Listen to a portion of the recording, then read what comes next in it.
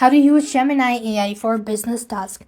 You can use Gemini for business tasks by accessing it via Gmail, Gemini.com or Gemini.google.com or through the integrations of a workspace like Docs, Sheets, and Gmail as well. Now, for this, you actually need the premium version of it.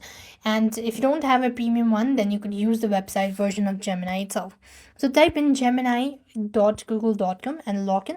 So you could use Gemini to brainstorm business plan, write a job posting, draft blogs, post and all that, or create a market content as well.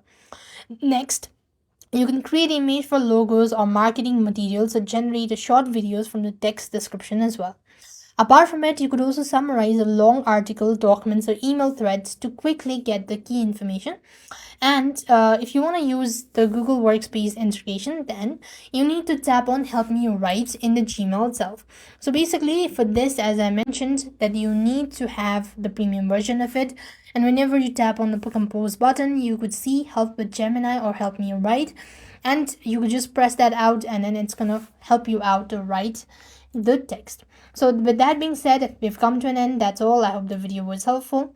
Make sure to like, share, and subscribe. Thank you for watching. See you in the next video.